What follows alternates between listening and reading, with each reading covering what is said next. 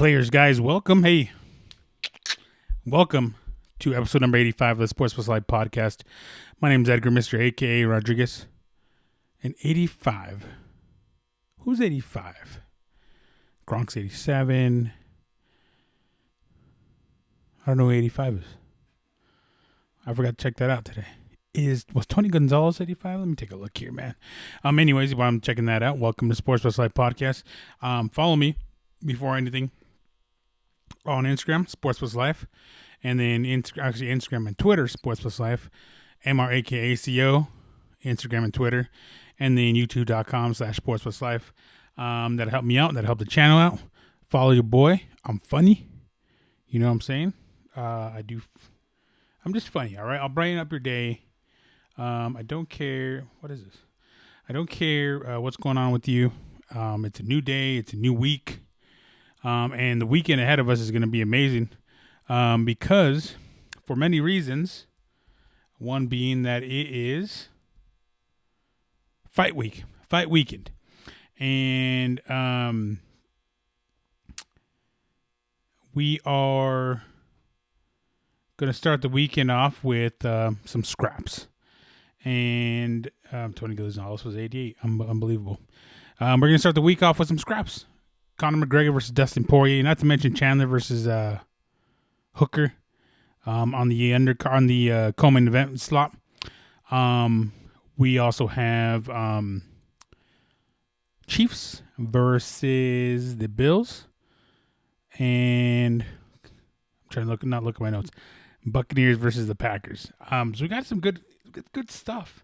Not to mention a whole lot of other sports that I'm probably not going to talk about. We're going to talk about NBA a little bit. Hopefully we get to it. Depends on how long it takes for me to get through this Conor McGregor thing, to get through the NFL weekend. It's getting a little sad because NFL weekend, this is going to be the second and last time we'll see football. Because we'll see it, what's today? Today, or this week, is the 23rd. And then 2 more weeks will be the Super Bowl because they'll play the Pro Bowl. Well, actually, they're not going to do the Pro Bowl, right? So they're not going to do the Pro Bowl. So 2 more weeks after this weekend is the last game of the year, being the Super Bowl at Raymond James Stadium? Is that what it is? The site of WrestleMania 37. Is that what it is? We're at 37 now. Wow. They just announced that this week. Crazy. This year's kind of gone slow and fast in the last year since this whole COVID shit happened. It's kind of gone slow and fast. But yeah, let's talk about it. Let's talk about Conor McGregor, Dustin Poirier. The reason, we got to talk about Conor McGregor because he's been shoved down my throat all week. I don't know who I've seen more in the last 48 hours, Bernie Sanders or Conor McGregor. I don't know, mate. You know, but I'm excited because the one thing that Conor McGregor brings is he always brings a fighting attitude. He's always down to fight. That's the thing that sets him apart from, I guess like, from everyone else. Not to mention, the guy's a talker, very charismatic, brash. All the whatever, polarizing, whatever you want to call him. The one thing, when he stripped that all away, he's always going to fight.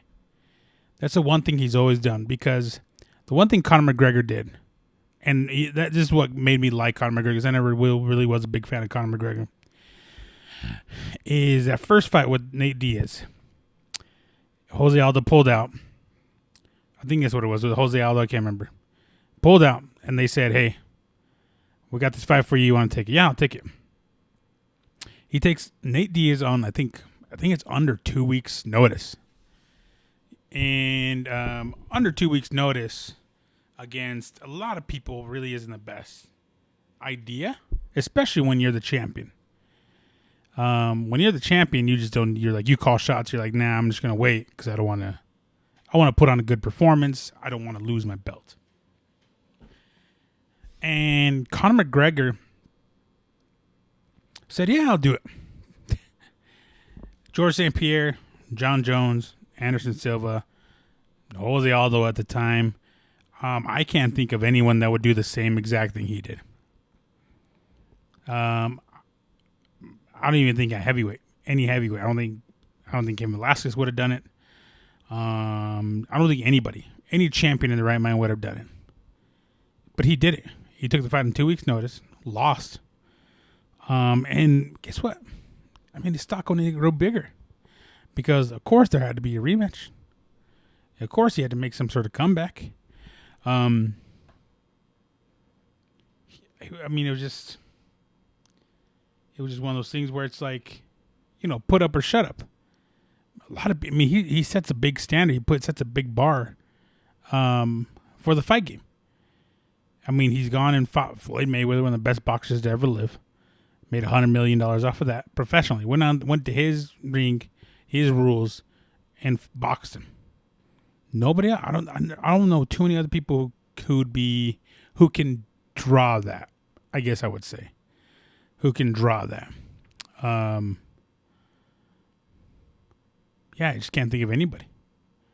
I can't think of anyone with the skill set to go in a boxing ring and win, or just let alone box the highest level boxer in that division.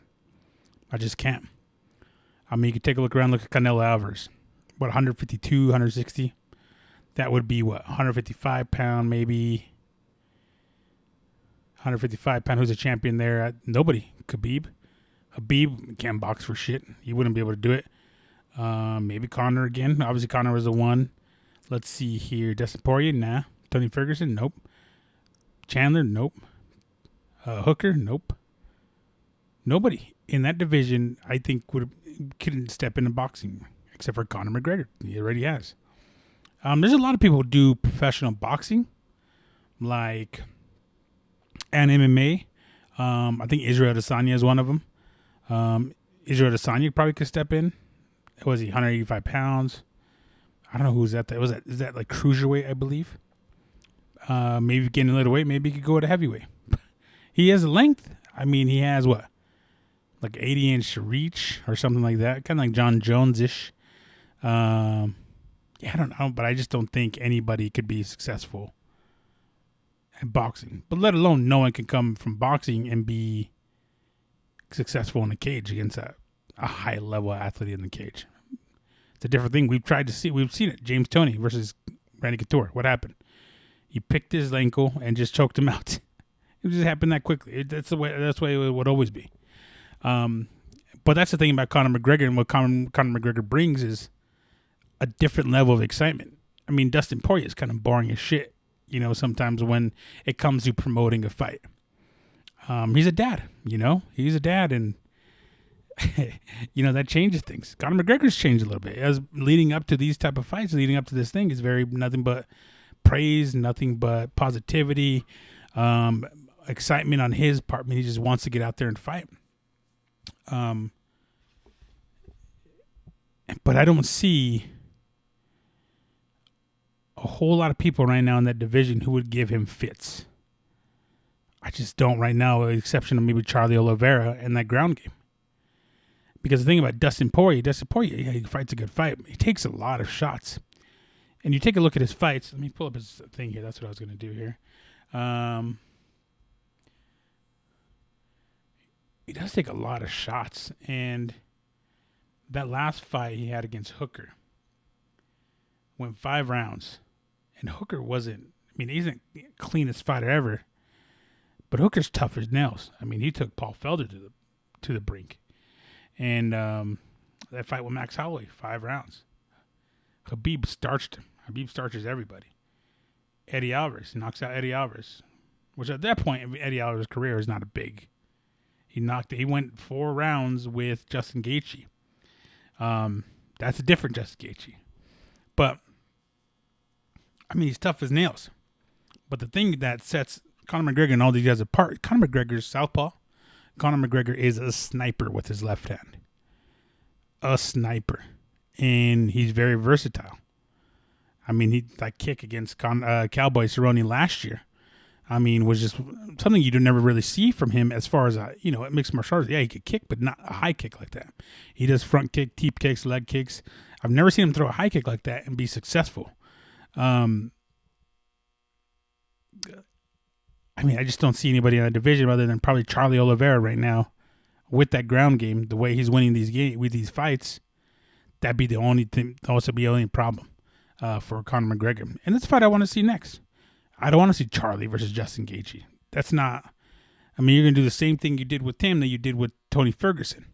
You're just gonna keep feeding him all these other guys until it's like, well, now you can't because you just lost this fight to Justin Gaethje. I mean, I wouldn't mind watching that fight, but I don't think it's fair to Charlie Oliveira. Now, let's say Dustin Poirier wins. Dustin Poirier throws a big wrench in the UFC's plans because a lot of this revolves around Conor McGregor. And Conor McGregor, holy shit! I mean, seriously, they love to pound Conor McGregor stuff. Instagram, YouTube, TV, TikTok, Twitter. I mean, ESPN, because of course it's on ESPN. They want people to watch it. I mean, he's a big draw, of course, but it's like, dude, all the accessories, all the gear, all of the is everything just revolved around Conor McGregor. And it's all I hear. And I see the same highlights. I see the Conor McGregor. I see the Conor McGregor knockout of Cowboy, and then I see the Jose Aldo, and then I see what's the other one? I just see him in his press conferences, and I'm just like, dude, it's so cringy, you know.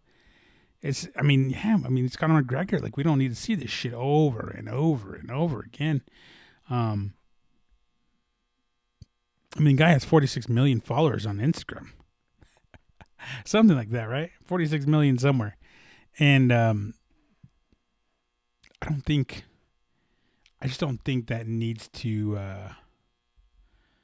what the hell is my, anyways, I was going to say, what the hell is my Instagram password? I have no idea what it is.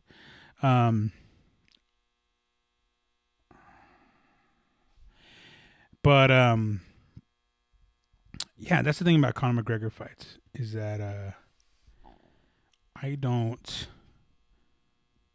just don't want to be spammed with Conor McGregor stuff, to be honest with you.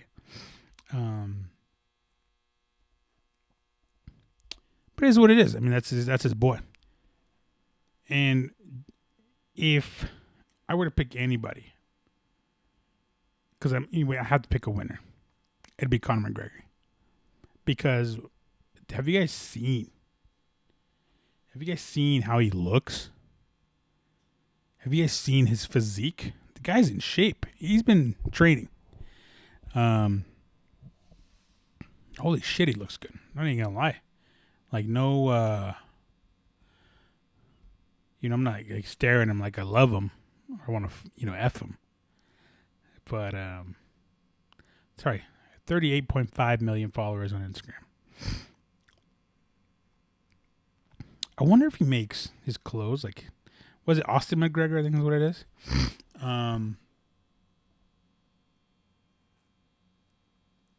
Yeah, Austin McGregor. I wonder if he makes his clothes for like people my size. Those are nice suits. I'm gonna check it out. I'm gonna check it out one of these days to see how much his suits go for. Let's check right now. I have the internet. Why not? Shop. Oh. Austin McGregor embroidered Blood Hungry Gorilla Bomber jacket in navy, $270, $268. Billionaire strut hooded sweatshirt in royal blue, $104. So a little on the pricey side, huh? Kind of figured. Billionaire shirt. That's actually a pretty cool hoodie. If you guys want to donate, put my Cash App in the comments or wherever. So we could buy one of these hoodies. I'll share it with you guys. I don't care. Yeah, Conor McGregor's going to win this fight, I think. I mean, just for sheer skill alone. The first fight, when I saw it, I saw Dustin Poirier. I thought he got hit in the back of the head. Then he got hit a couple more times and they finished the fight. We'll see. Dustin Poirier can drag out a fight out of anybody. Where was my Dustin Poirier? 2007. Let me see 2017. Third round KO. A draw to Eddie Alvarez. I remember that one. That was in Brooklyn, I believe. That was in somewhere. I do remember that one. That was a really good fight. And then Jim Miller, 5 rounds as well. Go back to 2016. First round finish against Michael Johnson. First round finish against Bobby Green. And then a decision win against Joseph Duffy. One of the few guys that beat Conor McGregor, Joseph Duffy. Dustin Poirier KOs Ferreira in the first round back in 2015. And KOs Yancy Morel. So he could finish the fight. Yancy Medeiros. 2014 is when they fought last. That was 2013.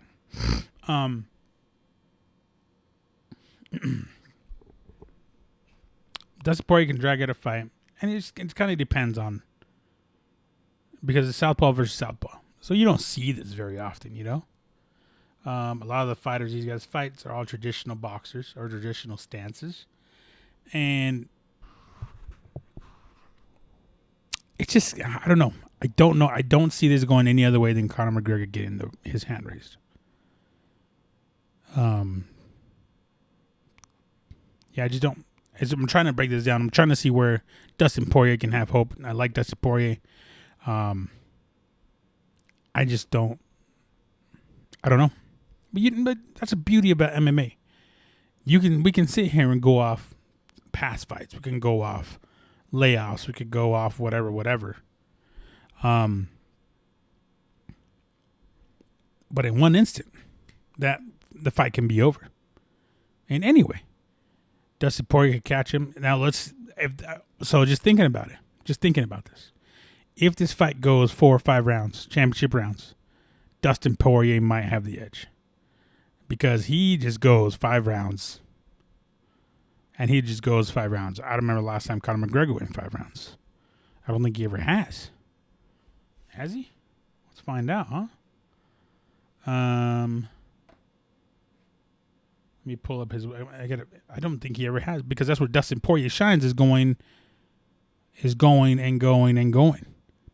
and becoming and just drowning. Kind of like a Diaz fight.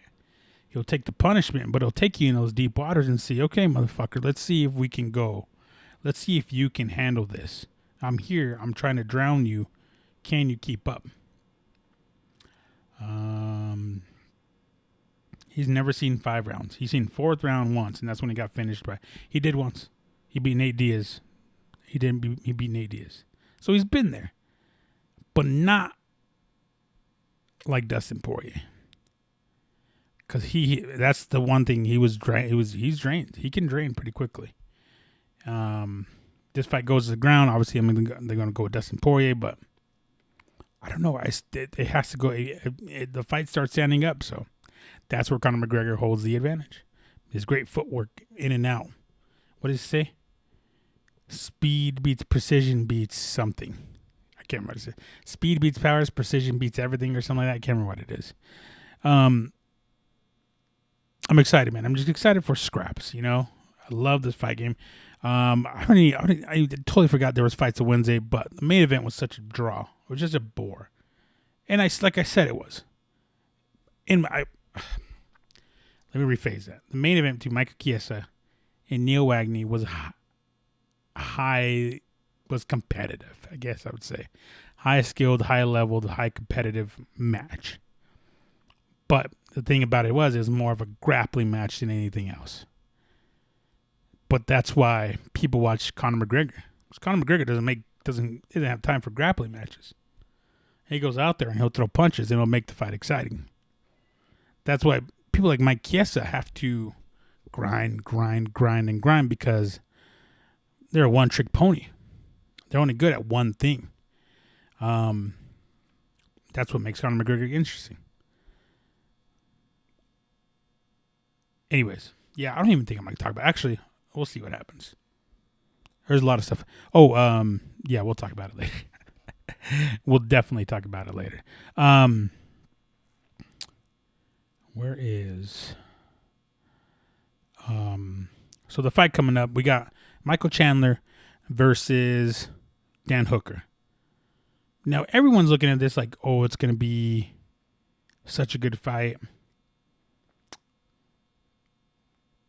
I don't see it going any other way than Hooker's way.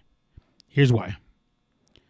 Hooker's gone in there with people. Who did he gone in there with? Who did last fight? Obviously Dustin Poirier.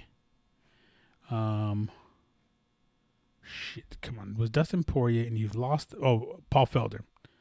Like I said, he lost that one. I think he did. I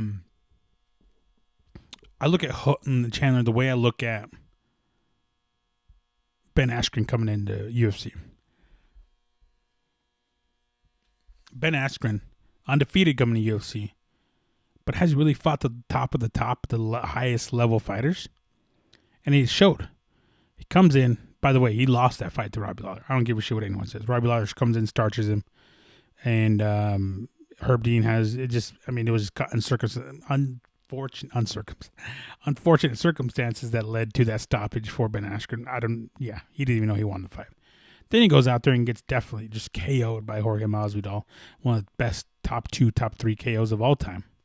And then he goes out there and gets beat up by and choked out, put to sleep by Damian Maia in a very boring fight. So he's in my opinion, he's 0-3 in the UFC and then retires. That's why I kind of look at Chandler. Chandler's a very great in shape fighter, just ridiculously conditioned. When I look at Chandler though, let me pull up his record here because there's a lot of things you want to look at. He's lost 5 fights, but let's see who he's lost to.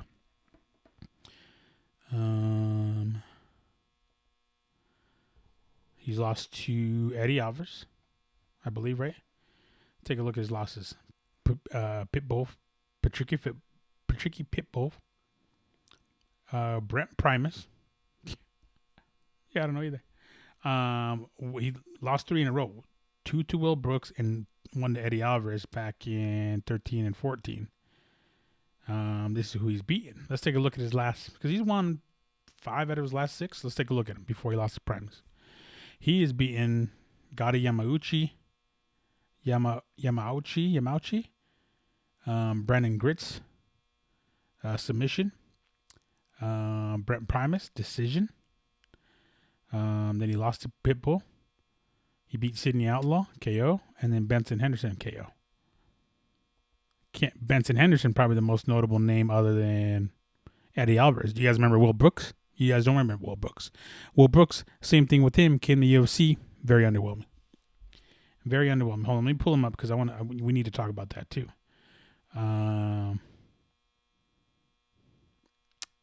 Same thing with Benson Henderson. Benson Henderson drags, fights out. It's not it anymore. It doesn't matter about Benson Henderson. Let me pull up here that dude.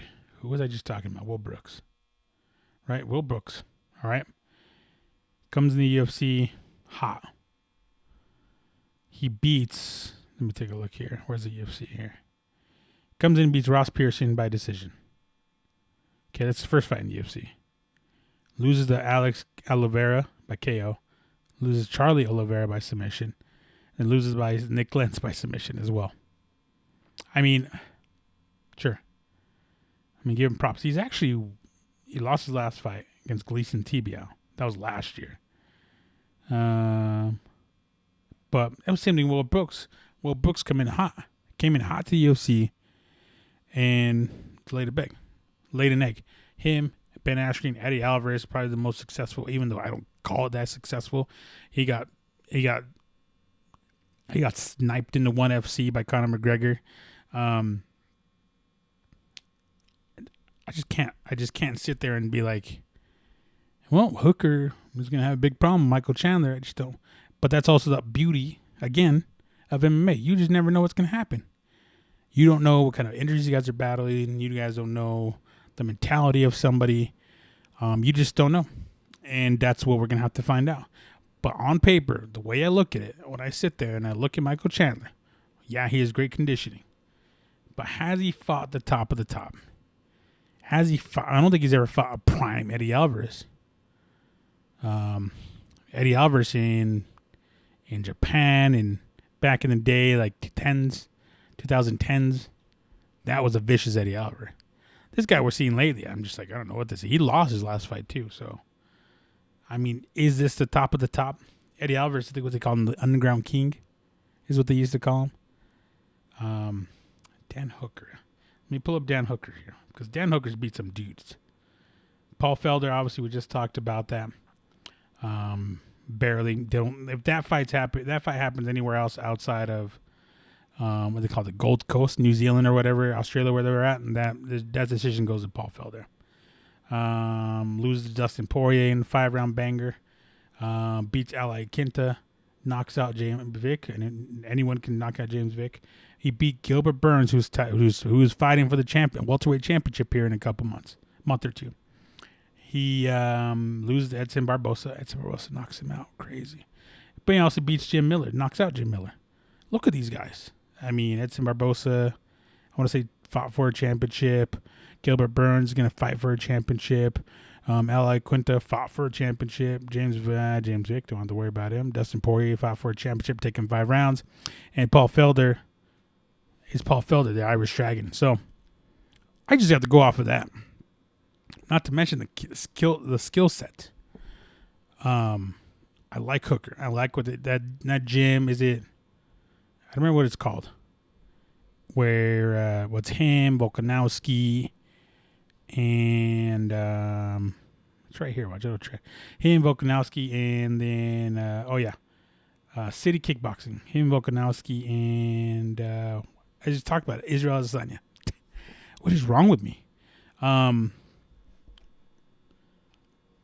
I just don't see it going Chandler's way. And if it does, shit. My hat's off to him. You're probably going to get a championship title here soon. Championship shot. Is that what you call it? Championship opportunity. I remember in WWE, they would make him say, no, it's not a title shot. It's a title opportunity. They would get mad. Vince McMahon's a weirdo. He's a weirdo. So I'm going to bust out this card here real quick, ladies and gents. But other than that, the card's not too bad. A lot of people you probably wouldn't recognize on the card. But a lot of fights here that I'm excited to watch, especially on the undercard. The prelims is what they call it. Let me start from the bottom to the top. Amir Albazi versus Zumagulov. Anytime you hear that Uzav or Lagaluf, the OV or the Z, the Z's, Russians are going to bring it. Same thing with Amir Albazi. He's 13-1. Movsar Ivaloev and Nick Lentz. Nick Lentz always brings it. Bangers. That's early prelims. And then Andrew Sanchez versus Mahmoud Muradov. Mexican versus Russian. Easily. Actually, I don't know if he's Russian. I shouldn't say that. The prelims. Khalil Roundtree versus Marcin Brachinho. Khalil Roundtree has hands. And this could be his last fight, too. I think he was talking about retiring. I think it was Roundtree. You have Juliana Pena, the beautiful Juliana Pena versus Sarah McMahon. 2 vets going at it. Bangers. Juliana Pena. Holler at me.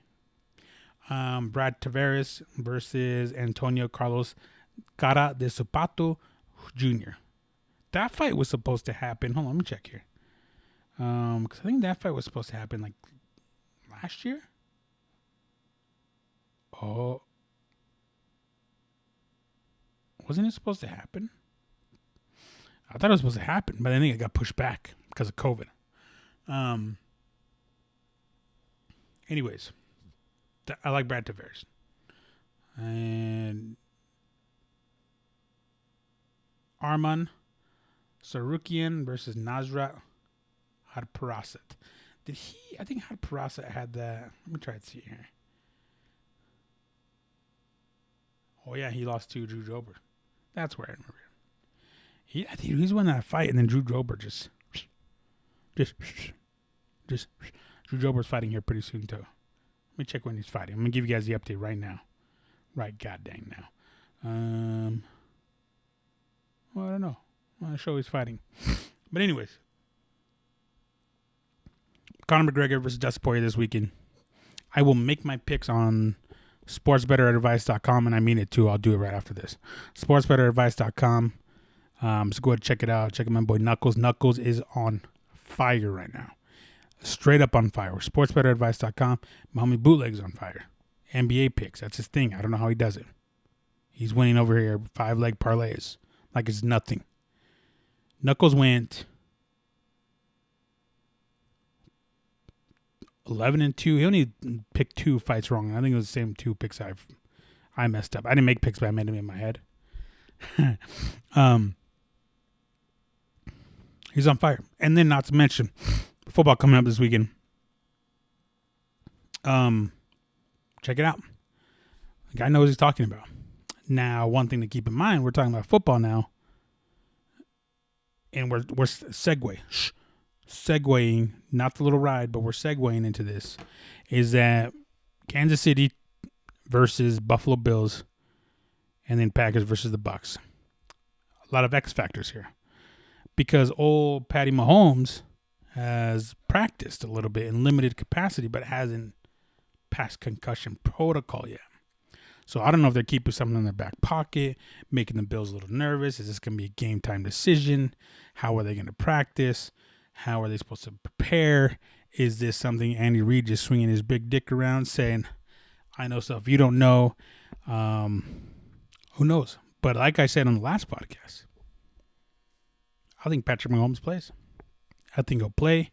And I think this would be a very good game, very high competitive game, because Josh Allen has brought in this is the best Josh Allen we've seen. He's just gotten better, and I think he's going to continue to get better. This defense had trouble. What did they have trouble? What did they play last week? Baker Mayfield. Very similar to Baker Mayfield. Can sling the ball, I think, a little bit more quicker than Baker Mayfield, with a better offensive line than Baker and a better defense than the Cleveland Browns. This is going to be a tougher match than people think. Let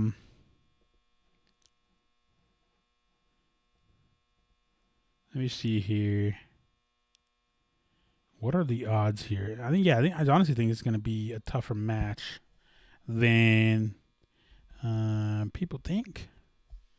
Let me take a look here. NFL Live odds.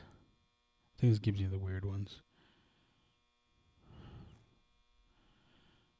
Tampa Bay versus Green Bay. Let's take a look at BetMGM. Has Green Bay minus 3.5. Okay, we're looking Kansas City. Kansas City minus 3. Over under 53.5. Taking the under. What was the game last time they played? 26-17. Oh, it was over. Oh yeah, under. That's under, dog. I think you take the under. I think you take the under in any of these games. I don't know about the NFC game. But Josh Allen, Stephon Diggs, Doug McDermott, they've all proven to be a cohesive unit. And you like that? Throwing big words. A cohesive unit. Add in their Singletary. He's been balling out. Was this his second year, I believe? Not to mention the offensive line is blocking very well. This is tricky, man. This is very tricky, I think. I think it's very tricky. Definitely take if you're betting. I think if you're betting, I think you take the Bills. Plus 3.5. Yeah, I would. I don't know who to pick here. I'll be completely honest. As far as the straight up winner, I mean, it's a damn near pick 'em. Minus 3.5. I think I got to go Bills Mafia. I don't know why. Bills Mafia. You get that feeling, right? Imagine if the Browns won last week. And this is Browns versus Bills. I think it's the Bills' year. I think it's Bills' year to go to the Super Bowl. Now, if I had to pick a winner all the way, I'm going the Packers. Packers are going to beat the Bucs next. Packers are going to be the Bucs because Aaron Rodgers is just that good now. That was a turning point. He started out hot, and I want to say, was it the third game they played each other? Fifth, that was like sixth game. And they got starched 38-10.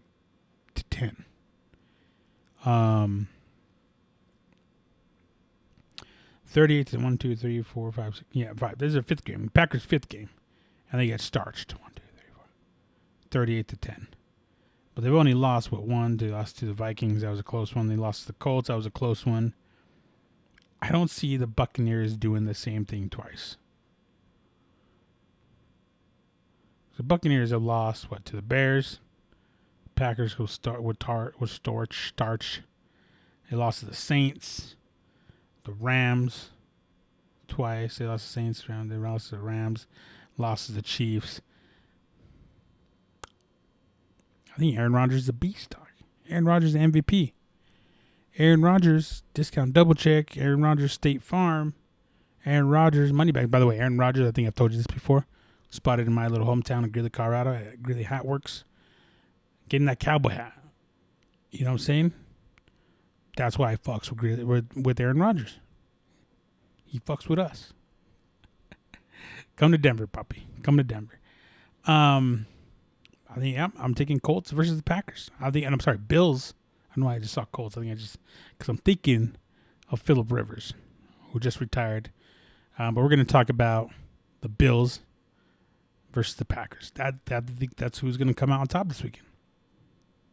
I think that's who's going to come out on top. It's just one of those things you just feel, dog. I'm not going to go off stats. I'm not going to go off numbers. Who throws this? Who throws that? Who's better at the run? Who's second here? I'm not going to do that anymore. Because it's not even about that anymore. It's about who's going to be the better team, who's going to be the stronger team, who's going to be more mentally strong, and who's just not going to give up, who's not going to quit. There's been too many times when I've sat there and watched the Chiefs, and the Chiefs, let me take a look. They have close games against this year. Close games against the Chargers. That one went to overtime. Close games against the Broncos. They lost against the Raiders.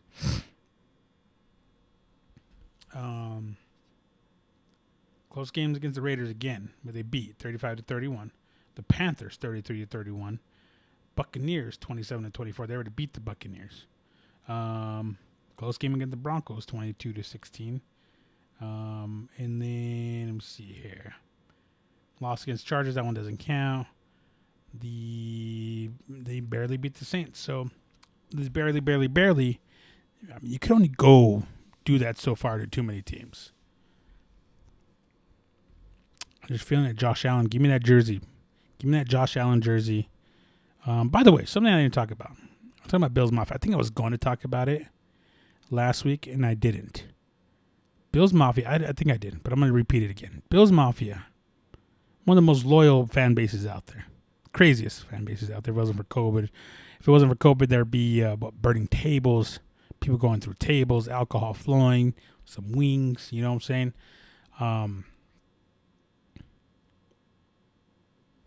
They each donated $8 because Lamar Jackson's number is 8 to Lamar Jackson's charity. And I think they raised over like $300K for the charity for Lamar Jackson. Let me talk about that. They did that with who they did that? They did that to somebody else earlier too, to thank them.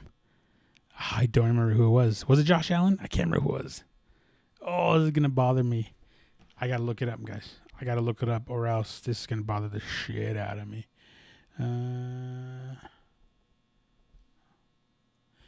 It's who is that? Bills. What the fuck is this?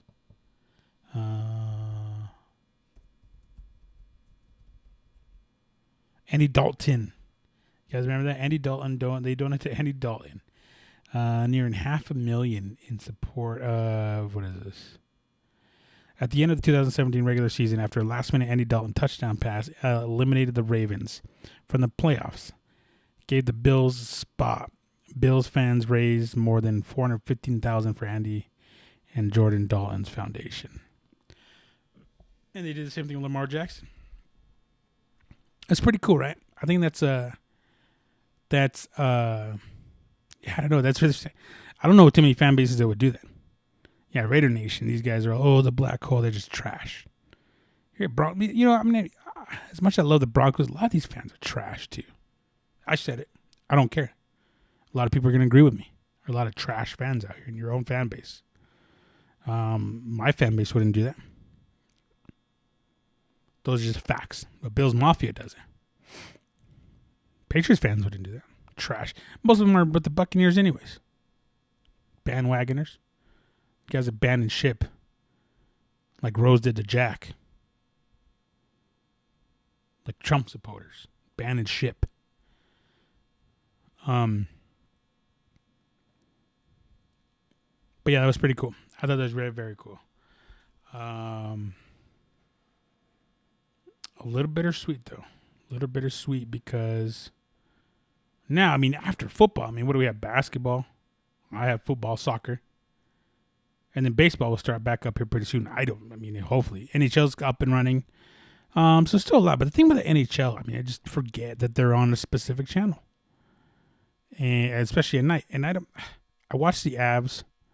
But the thing about that, their Avs are on TV because around here, if you have a certain cable company, they have it blacked out. They haven't worked a deal with Altitude Sports, so I can't watch it. And same thing with the Nuggets. If the Nuggets are on ESPN, I can't watch them. Something has to be done about that. I think that's bullshit. I think that's selfish. In a time where so many fucking people are at home wanting to watch their sports, wanting to get an outlet, wanting to get away from whatever the fuck is going on around outside these walls, we can't watch our teams play. Our team that gave America loads of entertainment last year, last postseason in the bubble. But we can't watch them because what?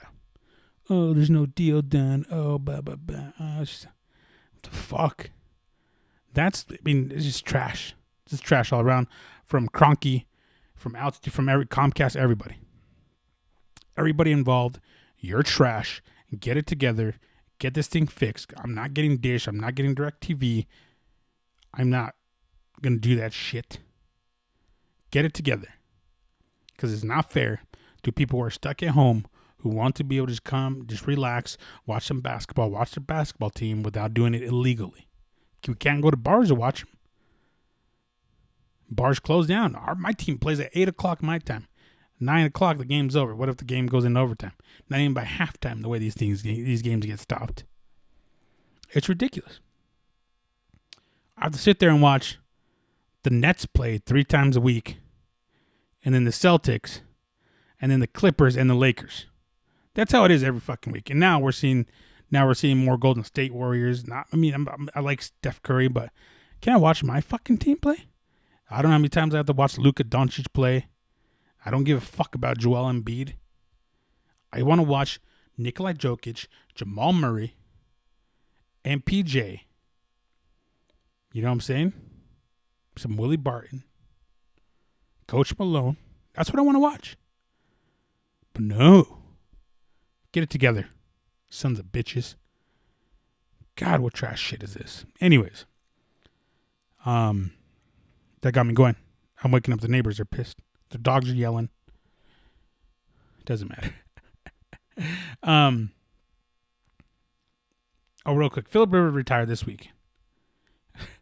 Let me see if I can pull up his statement because I'm glad he acknowledged this. He acknowledged something. And let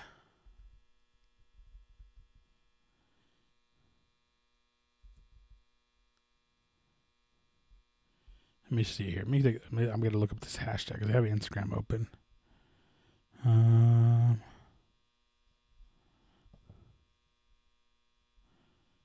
Where the hell is it?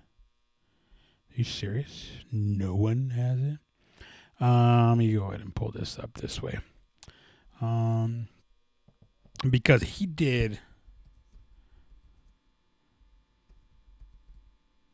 retirement letter. Here we go. Let me pull it up here.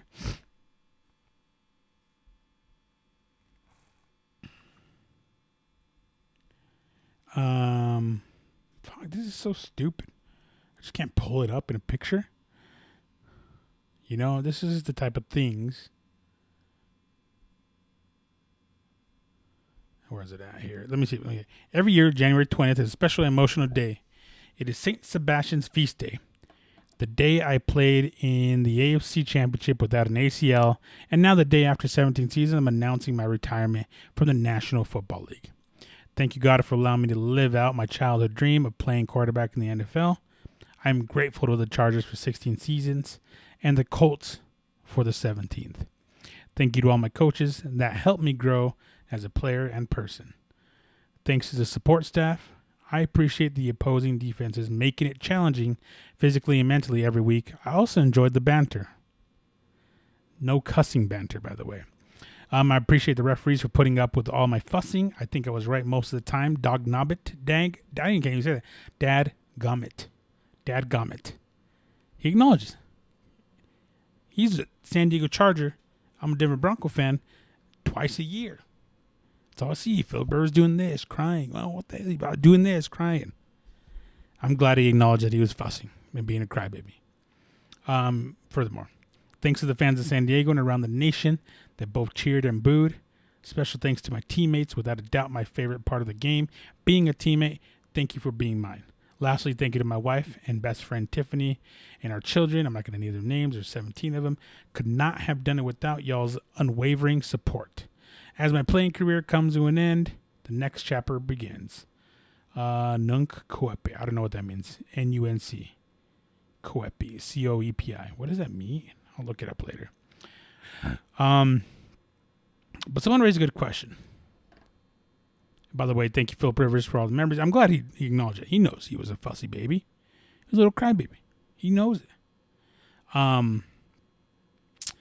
But something it was brought. Everyone's like, let me take a look at his numbers here, because people were asking, well, is Philip Rivers a Hall of Fame quarterback? To me, I don't think he is. I don't think Philip Rivers is a Hall of Fame quarterback. I mean, I don't even think he won MVPs. To be honest, MVPs, a couple Pro Bowls. I don't know if he was made all. I don't think he made all pro. But that's a testament to Philip Rivers. I remember that. I strictly remember a comeback here in Denver, and I'm like, holy shit, he's doing it by himself. He's making this happen for his team. I mean, that's the one thing you can't. He's competitive. But I remember sitting there and it's like, holy shit, he's doing this by himself. We can't stop him. There's nothing we can do. Philip Rivers takes his team down the field and wins. I think I'm kicking a field goal. I can't remember that, to win the game. But Philip Rivers did it by himself. And he come in here, and we had a great comeback, and then Peyton Manning did against them. He was just torching us, and he did that. Every year he came into Denver, or whenever we played him. But because we all know how not Philip Rivers, but we know how this day and age in sports, how everything relies on stats, but we're stat heavy as far as it goes with recognition. I guess it has stat heavy recognition. 244 games.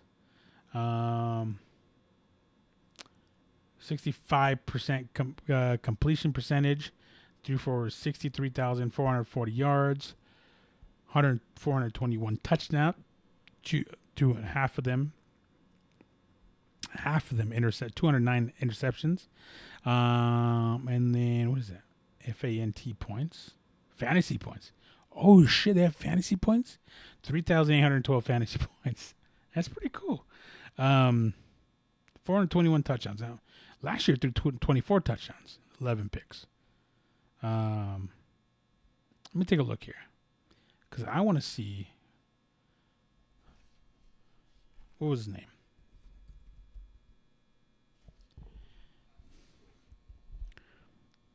So we could compare him. He never has a Super Bowl, but we could compare him to, let's take a look at very similar numbers to Dan Marino. But 59, 60% completion, 420 touchdowns, 252 picks. Very similar to Dan Marino. Is Dan Marino a Hall of Famer? Let me take a look here. Because it would say here, right? I think he is a Hall of Famer. Yeah, he's a Hall of Famer. Philip Rivers, 8-time Pro Bowler, 2013 AP Comeback Player of the Year. But that's about it. I mean, look at the numbers between him and Dan Marino. Dan Marino, though, one-time MVP, 1984 Offensive Player of the Year. Was it Rookie of the Year? Player of the Year. Bell Award. 9-time Pro Bowler, 3-time All-Pro. So there's a difference there. And I think it's that MVP. I don't know. I don't even know what it caused. I mean, last week we talked about Drew Brees. I mean, Drew Brees, obviously, Hall of Famer. Philip Rivers is very, very questionable. I'd say no. But you tell me what you think. I want you guys to tell me. Follow me. Sports Plus Life, Instagram and Twitter. MRAKACO, Instagram and Twitter. And then youtube.com/Sports Plus Life. Leave me comments in the comment section if you're listening or watching on YouTube. I was going to talk about the NBA. But I'm going to talk about it real quick. I want to talk about the Nets. Because Uncle Edgar, I told you guys. I don't give a shit. I told you guys last episode, James Harden added to the Nets. Kyrie Irving comes back. They're all three, him, KD, James Harden, they're all on the court, and they lose in triple overtime to the Cavs. 130, what is it? Hold on, let me take a look here. Let me pull this up here. What was the score here? 147 to 135 they lose in triple overtime. Doesn't look like a whole lot of defense there.